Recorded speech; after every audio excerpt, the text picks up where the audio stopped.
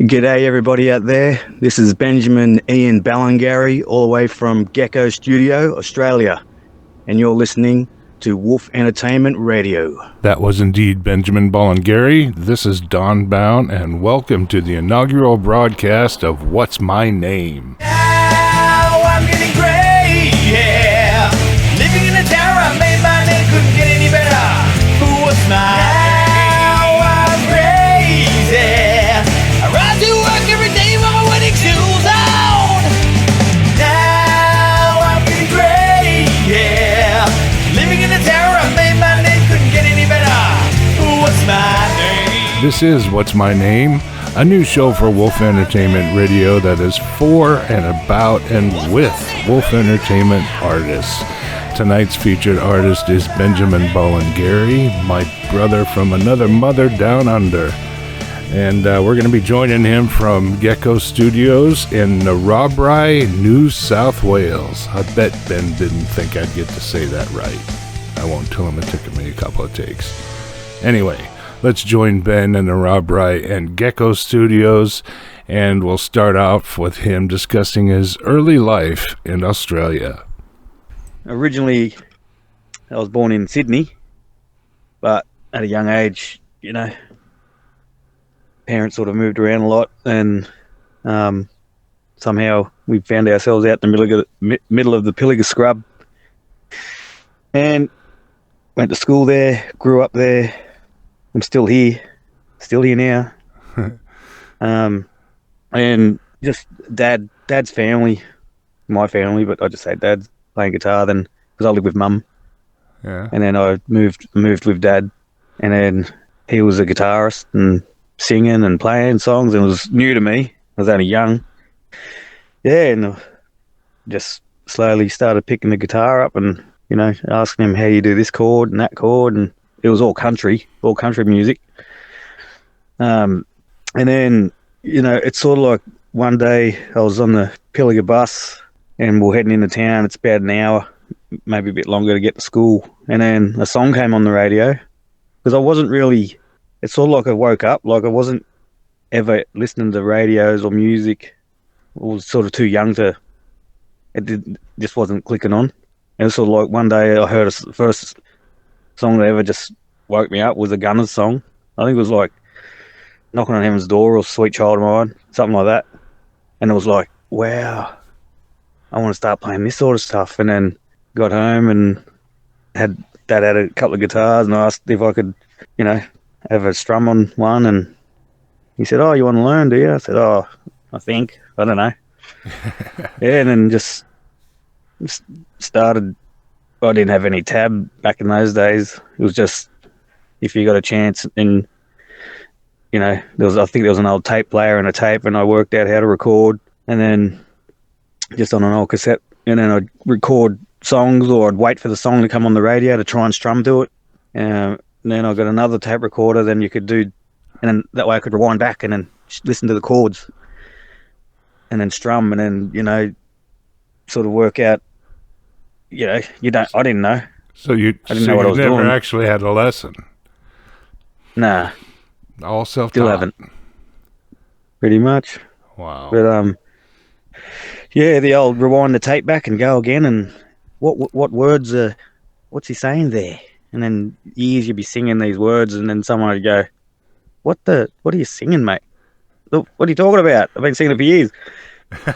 You're singing the wrong words. It's just the way you hear it. And then I'd end up, when YouTube and Google and all that started coming about, and then you could look up tab and guitar, ultimate guitar, and all of a sudden you're looking at these words and you're going, okay, I was singing that wrong. But us kids back then, in the 90s, we didn't have access to any of this stuff. We just, out starting bands out, and someone might know a few chords, and then we'd sort of bounce off each other, and this is how you play this, How long after you started playing did you pick up a knack for writing? Years, probably, I think I picked up the guitar when I was like 9 or 10-ish. And I wasn't sort of like interested in, well, I didn't even know what I was interested in. I was just interested in music. And then years went by and we were in high school bands. And then I think we're in high school, I don't know what year 8 or 9. And then we started jamming together. Then just out of nowhere, I'm like, oh, I might try and write a song. And I wrote this song. I can't remember it now. Sort of know how it goes a little bit. And then we all learnt that and played it at one of the Stedfords or like at the school. That was just a one-off thing. And then I think I started my sort of creative sort of juices were starting to flow. I think I might have been hitting the late teens, like 19, 20. And then that's when I started writing words down. And they were only words. I didn't know how to put chords to it, or you know, I didn't know what I was doing. I was just going with it. Right. And then some songs would go for bloody 10 minutes, and it's like you'd feel like yes, yeah, and then you'd then you record it and listen back to it, and it's just bloody repeating itself over and over. And then you'd be like, no, okay, I got to start. You know, I got songs that are just full pages, and I'm like, nah, this is too much. And I didn't know anything about what commercial meant or indie or any of that. I was, you know, you write a song and then someone would say, yeah, that'd be a commercial song. I didn't know what that meant at all. Right. Yeah, so I reckon, 1920-ish, sort of, I started actually really sort of writing. Right. So how do you change mentally from, you know, I know currently you're in a cover band, Locust. If you want to give a shout out to those guys, you got Steven Locust. Berger is your guitar Berger. player? Berger. But we call him Burjo. And then, we got Burjo. And then we got Danny Arnold, or DA. And then we got Pete, or Rumshirt. He's a drummer. Rumshirt. Yeah, the boys, they're good. Yeah, you know, we just get together when we can. Like, we're not like we were back in the teenage years. You know, where you'd practicing 3 to 4 days a week. Right. And then it was just all music. And if someone didn't turn up, it'd be the whole world was ending and they're going to get sacked. Right. You know, we'll find someone else, they're not keen.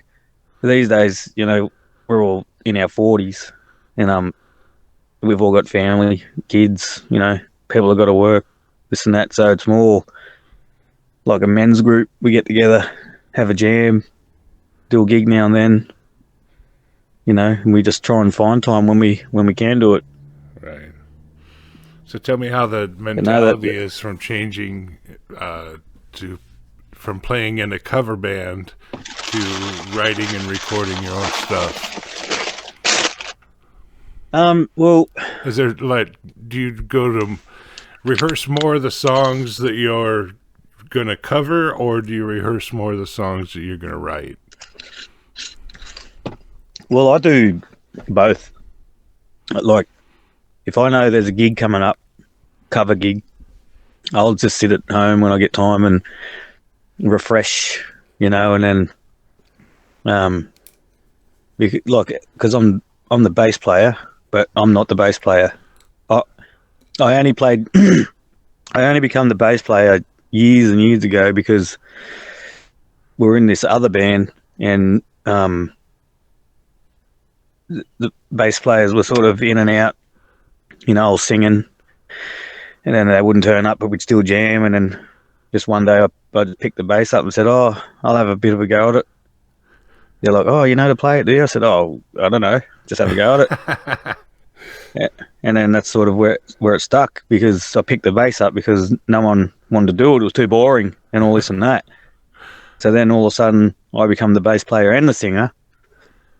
And I'll tell you what though, playing the bass and sometimes the picking patterns completely different to what's going on in the band, and it really messes with your brain. You don't know whether to sing or play the bass because your brain's trying to your vocals are going with the beat, but the bass is an offbeat, Right. and it's really messes with your head. But you know, So you it's just easier practice, to play a practice. guitar and sing than Yeah. it is to play a bass. Yep. Yeah, for sure. But yeah. So with originals and that, that's just what I've always do. Like I've always, you know, as I said, been sort of semi-serious about it back in the early teenage years. And then the thing is with your originals and yourself, it's only you that's letting yourself down. Like if you don't do it, you know, I'm not, and that's not, you know, putting band boys down or anything. But if people have got commitments, well, that's just the way it is. But with yourself, with your originals, if you don't get up off your ass and do it, it's not going to get done. Right. So that's what I got my little gecko studio, and you know, it was an old 20-foot beaten down caravan, and I saw it driving past this place once, and I'm like, I could just see the vision of it, and everyone's like, "You're bloody stupid, mate. You're gonna spend $800 on that bloody bomb." I said, "No, I'm gonna," because the roof was falling down. There were 4x2s holding the roof up. You could see straight through it. The walls were beaten out. You know, this and that. And I ended up towing it out of there. Had to get a 4-wheel drive because it was bogged down and, you know, sort of out in the paddock a bit. Yeah, got it and started working on it, stripped it all down, and that was my project. Like I'm building this, my wife and I and my kids. You know, So how long has that helped. been? I think I started building, I don't know, it was 2011 or 12, or I had some recording gear at that stage, you know, and I'd be impatient and want to record, so I'd come out in Gecko in the old place and run a power lead out there and just plug my computer in and whatever, even though there was half a wall missing and you could see the moon. Half the roof was missing. I just needed to lay a song down, you know. Recording And that was the other, yeah. And that was the other reason of getting an old caravan and doing it up, because inside the house, you can imagine I might have a little section and there might be some guitar leads, and next minute the area is expanding and getting bigger and bigger. And then Michelle would trip over something. The kids would bang their head on something and they're like, "You got to get this stuff out of there." I needed my own little private place I could make a mess. Right. Well, you mentioned Michelle. That's your lovely wife. Yeah. And you recorded a song about her called "A Million Stars." One thing I've been thinking of is that light that's in your eyes, the faraway expressions of your face in a starlit night. Will you miss me?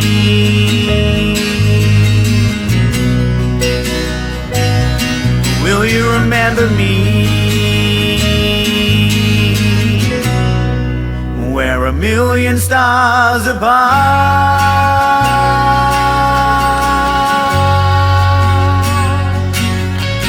We shared some precious memories, even when the times were cold. Brought me back to reality, forgave my broken soul. I'll always cherish you,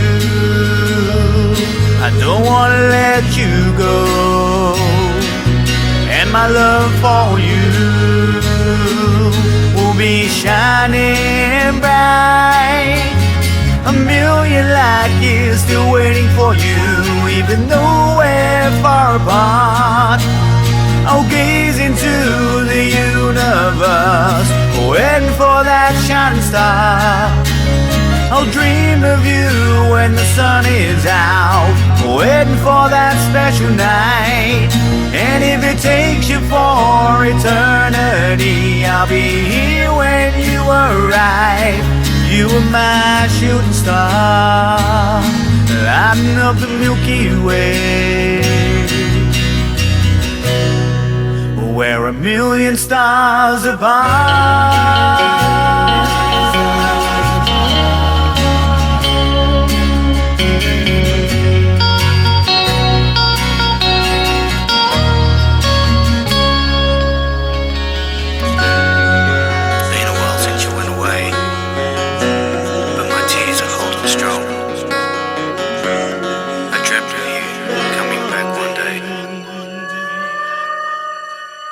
Will you remember me? Our love was so strong. I'm holding out memories,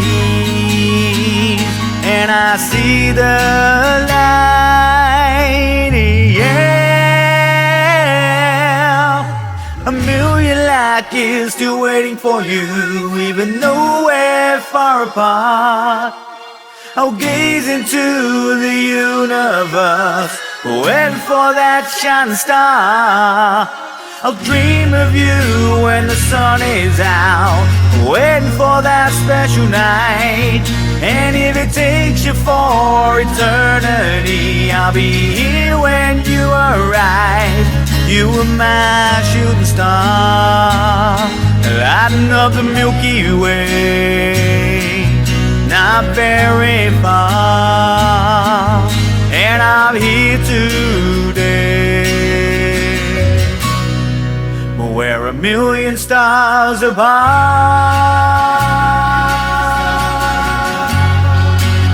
a million stars apart.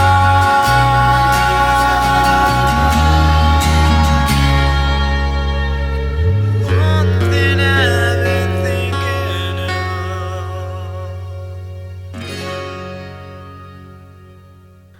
of. You want to tell me a little bit about that? Long story short, she's well, how do you put it so it doesn't sound too weird? She doesn't belong on Earth. She's from like some super alien race, and anyway, one day they're going to come back and get her. Right. And then that song is like, even though we're a million stars apart, you know, will you still love me? You know, will you remember me? I'm sitting there waiting, looking across the Milky Way for that shining star or whatever. Yeah, just you know, just with some of the conditions and that, you know, just feels like we're not even from this planet. You know, adapted to sort of be on here. Just that's, I don't know. Right. If that makes any sense. Getting deep, man. We're getting deep. Trying to. But hey, you do videos of most of the songs that you do, and a lot of them are on YouTube and stuff. But what was the first YouTube song that you posted? I think that was She's My. So that was the first song I recorded. I think it was She's Mine. Yeah, so that actually leads me into the Wolfman here. That's the first one that you did with Wolf, right? Yeah. We tell me the story about that. That was pretty funny. You told me how you met him and how that first evening went. Well, I was doing a Q&A at the Sydney Opera House. I think it was 2000 been that long. The Indigenous Film Festival, 2011, 12th to the 15th of May. So went there not long after you actually had Gecko going. Yeah, it's all sort of around that area, and Wolfie was sort of another reason too, because I went to the Indigenous Film Festival. I was just a part of this little doco. Anyway, they wanted me to go there and sing a couple of songs and do a bit of a Q&A. So I went there and did that. So I'm on stage singing these songs, and afterwards a bloke come up to me and said, "Oh, g'day." His name was Jan Van Rowie. Yeah, he said, "Oh, I know a bloke. He's got a digital distribution mob, and he's like recording studio and the whole show. Would you, if I speak to him, would you be interested in sort of linking up?" I said, "Oh yeah, if he likes my songs, I suppose." Yeah, I didn't know, look, you know. Yeah, anyway, that all got lined up down the track a bit, and then Danny's in the band Locust with me. I asked if he could, like, we could take turns driving down there, and it worked out good anyway. He was going to visit his family. Anyway, we gets down there and gets out and knocks on the door, and here's Wolfie, Papa Wolf. It wasn't Papa Wolf straight up. This is years and years of me being able to, it was Helmet Wolf before, and then it was Mr. Wolf, and then it was Wolfie. And he's like, don't be calling me Wolfie. And I'm like, righto, Wolfie. And time went on, and he adopted me. Yeah, goes in there, and righto, we're going to record tomorrow night. Righto, tonight we're going to have some beers and a bit of wine and have a yarn, and so we're there with Mama Lou. Everybody's there, these kids and yarn, and we get absolutely smashed. Like, we're sitting up, I don't know what time it was, at 2:00, and I'm like, man, I've got to sing tomorrow. My voice is shot. I'm just, I've travelled all this way, and tomorrow's going to come and I won't be able to hit notes. And I'm like, man, I've got to go to sleep. And they're like, righto. Next day come, and yeah, we laid down She's My. So he recorded that in Wolf Entertainment headquarters in Sydney. And then, goodbyes and all that, and went home, and then he'd send the song and worked on a bit of artwork and that, and yeah, released that song. And then next minute, he's like, right, I want a film clip to this. And I'm like, man, I've never done this before.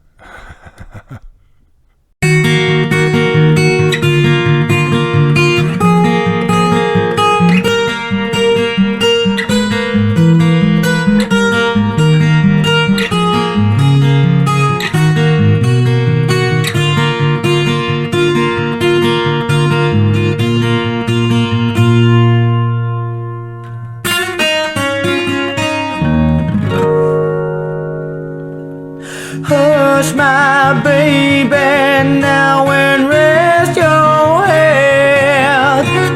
Daddy brought the moon to light dark sky. Hold your eyes, bright sparkles in your dream. Wake to happy sunshine, bright, strong. So make me feel alright. Even really worth the dream. Fulfilling my destination. Passing on the future dream. Committed my entire life. I pushed my reputation. I yelled at my own wife. But she's my motivation. She's my motivation.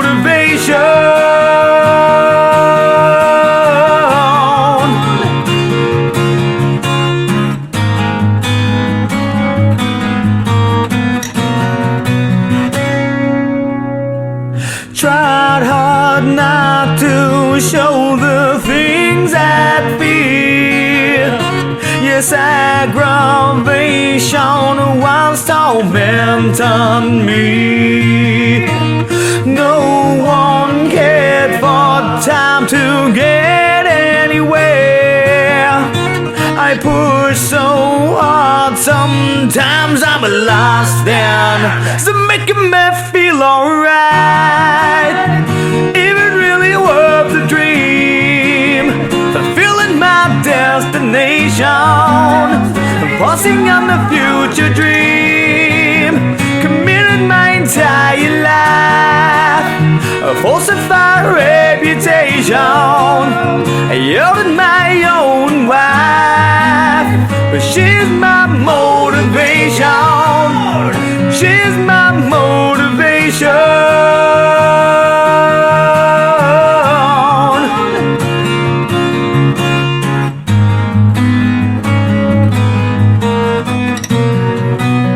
Committed my entire life. I pushed my only dream. I yelled at my own wife. I didn't mean to make her scream. Committed my entire life to a falsified reputation. I yelled at my own wife. But she's my motivation. She's my motivation. She's my motivation.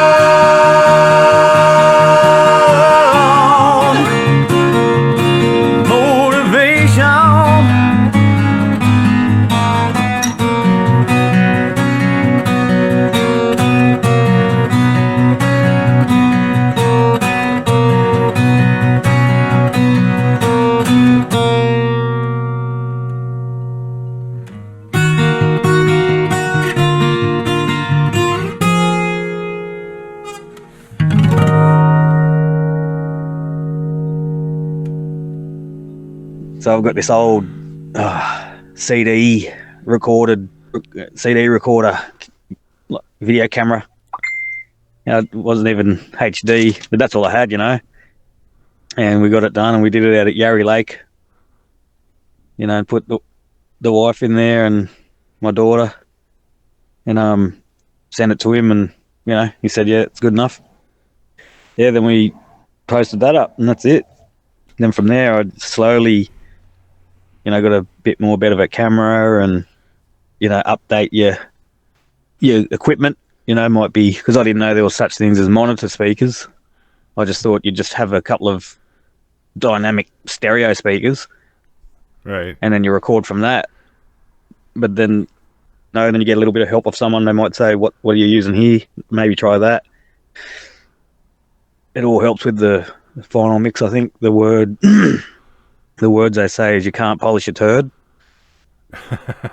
Right. If it's shit to start with, it's going to be shit at the end. So you got to, you use what you got, but you got to put in the effort and the time, and you can't rush it. Like with Pava, Wolfie, he'll know. He'll find that spot that in yourself that I wonder if it's passable. I wonder if it's going to get past him, and he'll know. He'll go, mate, you got to work on that bit there. It's a bit. And I'm like, how does he know? How the bloody hell? How? But so then, psychic that way. So then when I record these days, is I put my woofy ears on, so to speak. Like I record as what if would Papa I know. say? Yeah, if I think he's going to say that there's no point sending it. Just do better. So I record knowing if anything's out, or if it's pitchy, or if something's a bit how you going, or I think there's no point even wasting anyone's time to sending it. Just bloody do it properly, try a bit harder, sing a bit harder, mix a bit better. Then then I slowly started learning so I learned how to do the mixing, recording, and then mastering, producing, and then now actually recording people. Not that I advertise to record, I just sort of record mates, because this is little studios, my little man cave, and that might come off a bit selfish, but it's just, it takes a lot of time to, like, if you went into a real recording studio, it'd cost you thousands to sit down to do what I'm doing. So that's why I learned how to do it myself. I can just sit here and take as long as I want. You go into a real studio, you got to go in there and be ready. Everything's got to be. It's by the hour. Done by the hour. Right.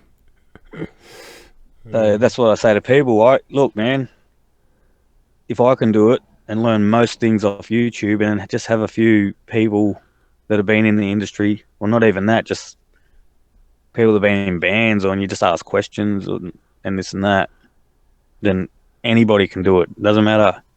Right. You just, the thing is, people just got to have a go. Right. But they look at it and they go, oh, no, there's too much work in that.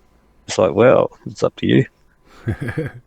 Well, speaking of work, we talked one time, and you put a lot of work into your songs, and you can't seem to write a stupid song. Every song has to have some kind of meaning or some kind of inspiration behind it. And digging through the songs that you have up on YouTube, I think the silliest one, "Have a Nice Day," but even that has a meaning. And then "Pretty Things." Yeah. Pretty Things is so much fun. Yeah. Where did that come from? So, "Have a Nice Day," that was just about, is it "Have a Nice Day" or "What's My Name"? "Have a Nice Day." Oh, "What's My Have Name" a Nice Day. The theme song. Come on, man. Yeah. I love that one. Yes, represent. "Have a Nice Day" was about, people just growing up, if you've got kids or you're around kids or around,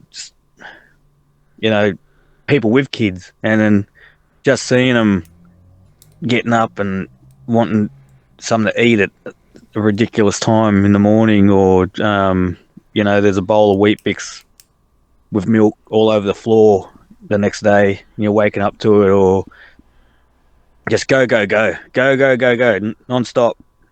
And the whole point of that song is have a nice day. Like, it doesn't matter. Right. It's like it's sort of self-explanatory in that sort of way. It's like but at the end of the day, it's just kids are kids. They're gonna just be a kid and just have a nice day. Just deal with it.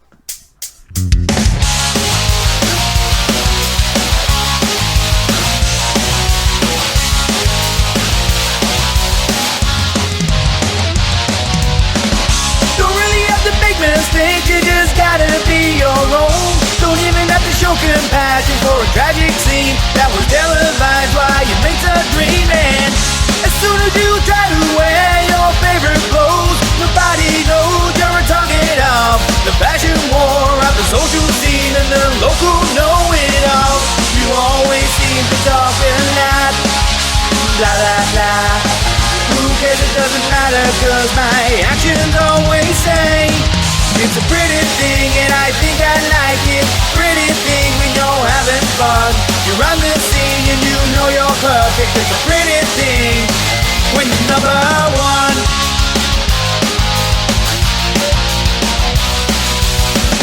You know the feeling you get when people try to bag you out. It only makes you stand up more. You know they're geeks, they've done it before. It's just the way they try to speak. Don't even have to say a word, don't even have to pay the dues. But people seem to know my face, they've heard my songs. I didn't even have to swear or carry on. Someone please close the window. Yeah. My head is starting to get bigger every day. It's a pretty thing and I think I like it. Pretty thing when you're having fun. You're on the scene and you know you're perfect. It's a pretty thing when your number one is the lonely number that you are. Two is what I said, but don't take it too far. Three is the anthem for what they said. Four is the amount of pretty things that are best. So here we are. So here we are. So here we are. And here we go.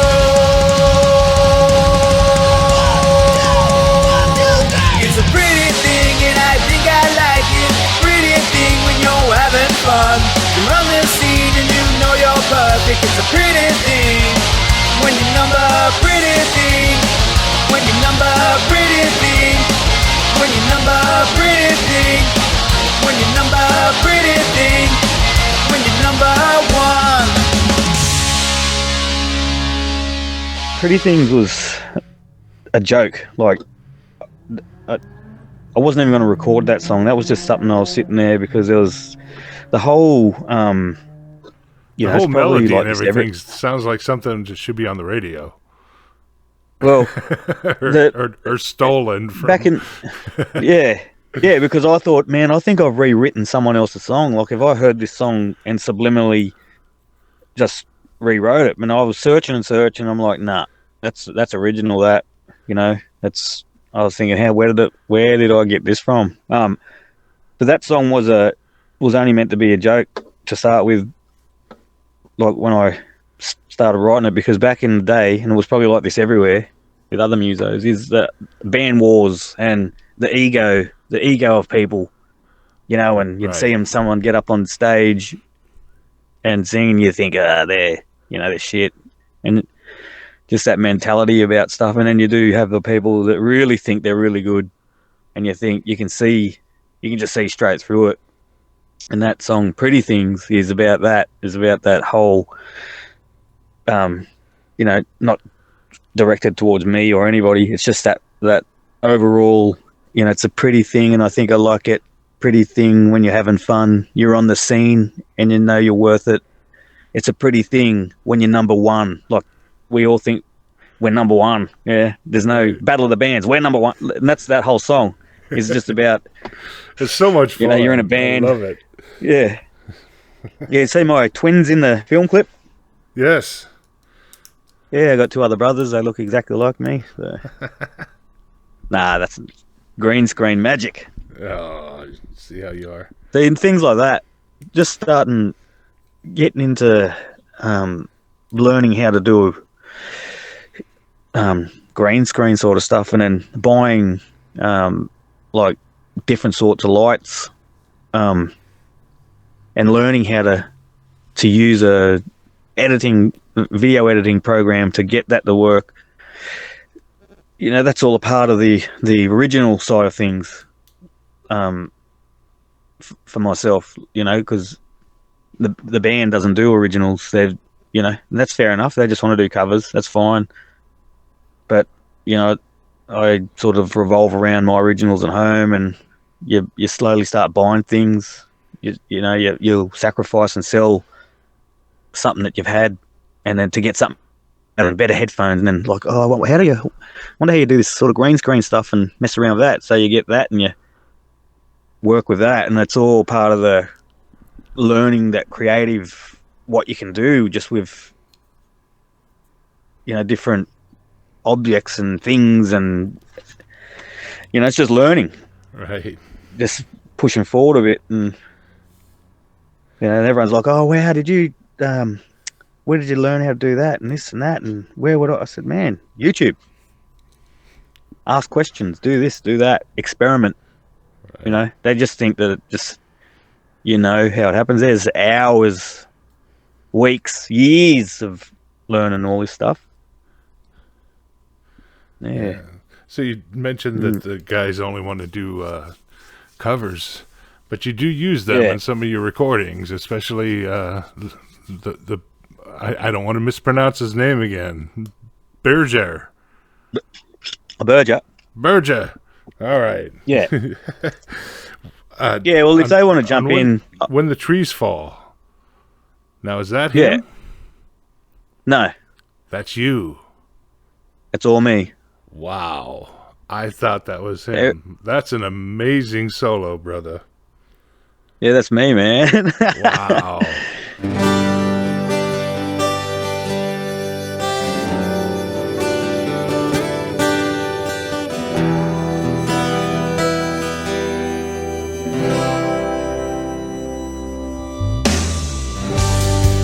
I remember about the yesterdays, about being young, about being free, and trying not to change.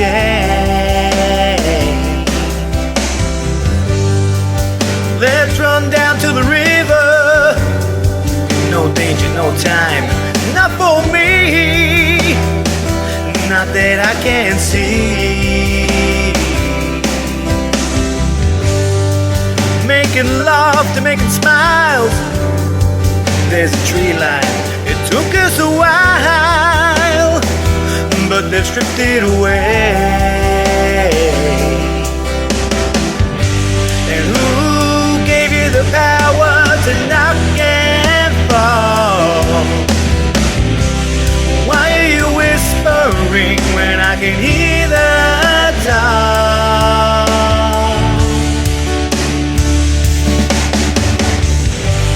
Tell me why the birds have gone away. You are the ones that took their homes away. You took their homes away. When the trees fall, when the trees fall, when the trees fall.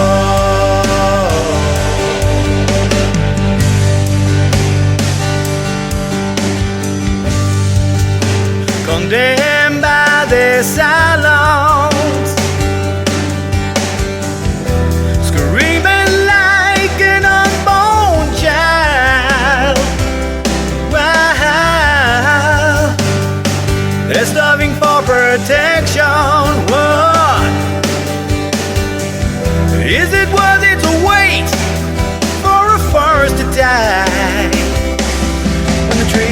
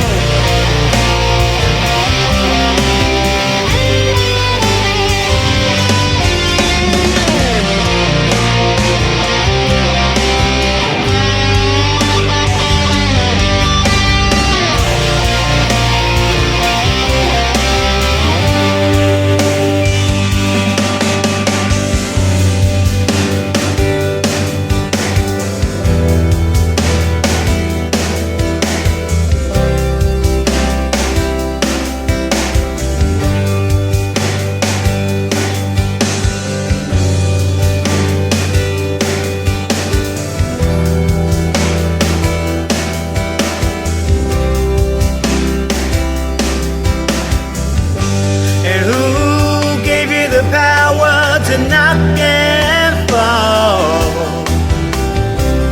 Why are you whispering when I can hear the dawn? And tell me why the birds have gone away. You are the ones who took their homes away. You took their homes away. And who gave you the power to knock and fall? Why are you whispering when I can hear the dark? And tell me why the birds have gone away. You are the ones who took their homes away. You took their homes away.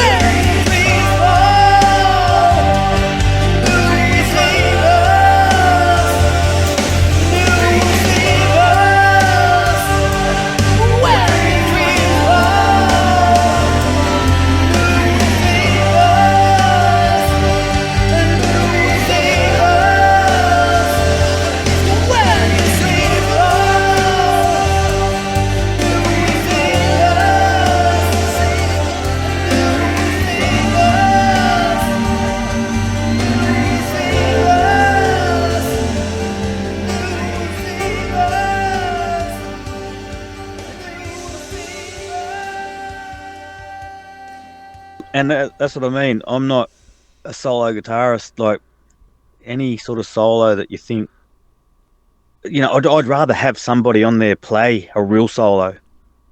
But it's finding time. It's them finding time to they might be busy or whatever. And at the same time, they might be into that, even though they're a good guitarist or soloist. They mightn't just be into the song. They might just say straight up, "Nah, I don't want to do it." And then that's fine. You got to just accept what people say. Right. They mightn't be into that sort of thing. But so I found asking over the years, just writing this song and what do you think? And people come around and have a bit of a listen. And they're like, "Yeah, man, it's sick," and try and find time if they want to do it solo or whatever.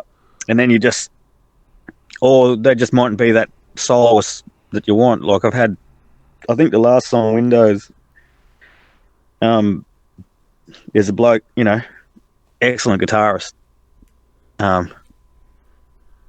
knows all the tricks and that, but I just needed a bit more fire. So I still used some of his stuff, and he gave me permission. I needed that raw garage, like just hit it. I didn't want pretty. I don't like pretty. And I'm sitting here going, okay, I don't know scales. I don't know any of that. I know I could sit down and learn all that and take time to do it, but how much can a bloke do? And so I just sit there when it gets to that section, and I'll just mess around with it for days, weeks, to figure out, okay, is this where I want this solo to go? Does it sound crap? Is it the right tone? This, that, and then next minute, most times you're just scratching your head going, ugh, what am I bloody doing here? I'll just get someone to do it. They can just listen to the song and be done. Then I think, no, come on, you can do it. So there's a lot of talking to yourself when you're recording and doing stuff yourself. There's a lot of, no, come on, mate, don't doubt yourself, just keep pushing a bit harder. And then next minute you've got the solo done, and you lay it down, and then it takes about 50 takes to record it. because you're that wound up and tight that you just want it down and you just keep making a mistake over and over. Yeah, so all those solos and those songs and the bits and pieces are just me, just like strings and that, just trying to just rely on yourself, you know. Wow. Because I've got other blokes they want to record and that, and they're always, can you record me? Can you record me? It's like, man, I said, you know how long it takes me to record one of my songs? I can't record your whole album, man, you know, for free. Like, nah, it's just, that's why Gecko Studios is just my own little project. Because it's just for me, when I need to record, I can spend as long as I like. And then you got mates, as I said, you don't have time. They just don't know how much work actually goes into recording a song. Right. From start to finish. And then also I do my own artwork, you know, on top of it. It's all fun. I was confused. I thought that was Steven on Window. So I'm blown away that was you. Fair income. Nice. No wonder you worked on that bloody thing so long. I know. Because I think, I was working on it and I was showing a few people and the song wasn't done because I needed that solo done, you know, and I needed a special voice too in a section. Don't know if I can tell everybody who it was, but because I needed an authentic, deep American, you know, just some bloke, and I've always tried to sort of replicate that, and I'm like, I just sound like an idiot. Then I come across this bloke, Mr. Bown. Yeah. And we got you on there. It even took me a couple of takes because you were kind of picky about it. Yeah. Just see how we roll. Messing with you, brother. That was an honor. Nah. Yeah, and the artwork. That's you. That's all you, brother. Oh, that's right. I didn't mean to bring me into all of this, but thank you very much. I did. I don't give a shit. You gotta, you know, you take what you can. You did the artwork, and as soon as I saw it, I'm like, man, I need that. And then just hearing your voice, like, man, that's just sick. I got to talk to this bloke. And then I thought, I might try and ask you, because I didn't know what your thoughts were. You mightn't have liked the song, I don't know. And then, you did that, and I was like, this is just sick, you know? Right. Well, I keep playing it to everyone I meet, and hopefully this will give it another push on Wolf Radio here. Yeah, nice.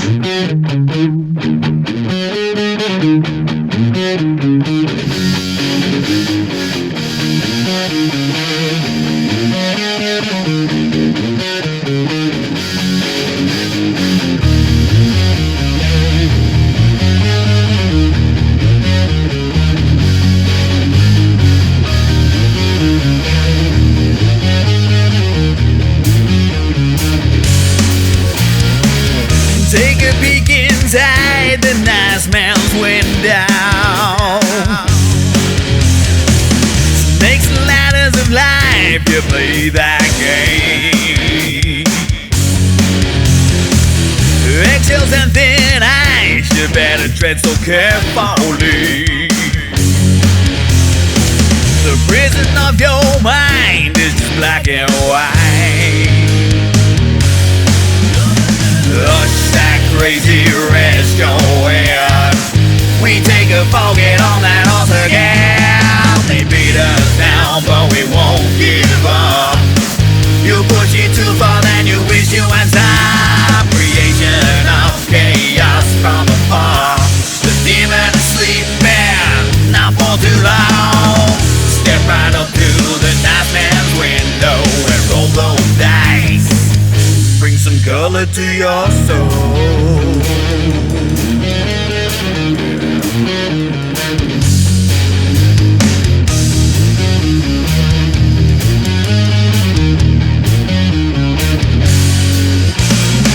The sanity of freedom lies before you.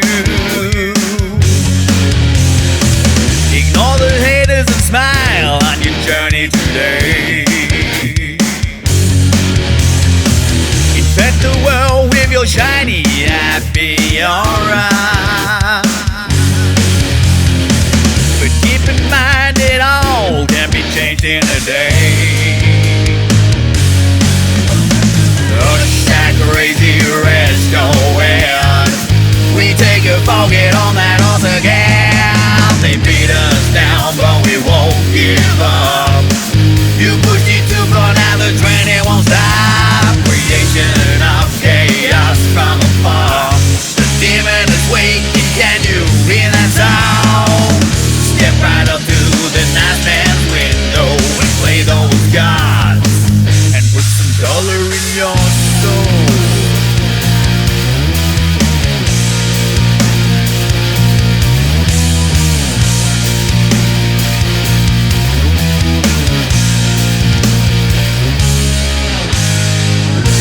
The secret essential ingredient to life is there are no secret special ingredients.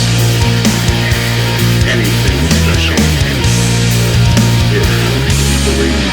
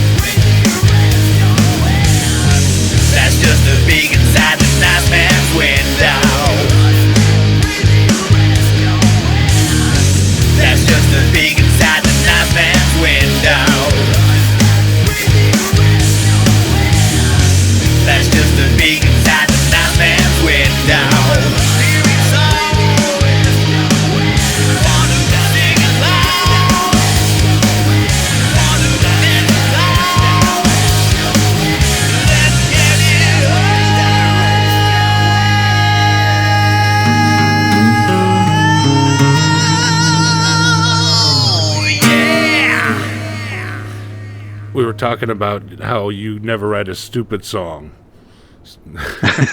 or you're incapable of writing a stupid song, I should say. So, what actually inspires you to write a song? Everything and anything. I think. I don't know. Like, I can't sort of sit down and say to myself, "I'm just going to write a song." Never happens like that. It just comes to me. It might be in a dream, or I might hear a sound, or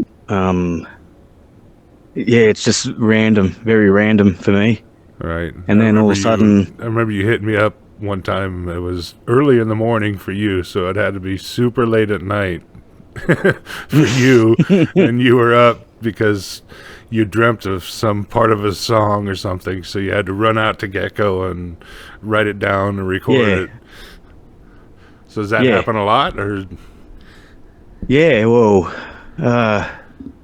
these days we're a bit lucky because we've got our phones on us, our mobile. So now you can wake up and then just quickly record what you're thinking, if it's a dream or if you just had a vision in your head, and you can just press record on your phone and lay that down. That's if you're lucky enough, because sometimes you'll have this awesome something going on in your head, and you'll go, I'll remember that in the morning. Right. And then the morning comes and you go, oh, just bloody forgot the whole thing. So these days I try and force myself to get up and then record it on my phone. And then I might remember it at the end of the day or a week later and go, oh, that's right. I've got some lyrics here I was dreaming about, and then I can go back and then sort of listen to it, write it down, and then I might have a bit of a strum and just see where it wants to go. And that's sort of generally how sort of I write songs. I've got all these different ideas and I'll just put some of them together. Sometimes I'm lucky enough to actually have a song idea in my head and go out and start writing it. And next minute, you know, I'm at the end of the song. It's only been a couple of songs that I've actually written sort of in a day type thing. But then you know, it's weeks, months later for it to evolve. You might change a word, or, you know, you might take something out. Some songs might have a solo, some might have a solo. You know what I mean? Right, right. I don't have a set way of songwriting.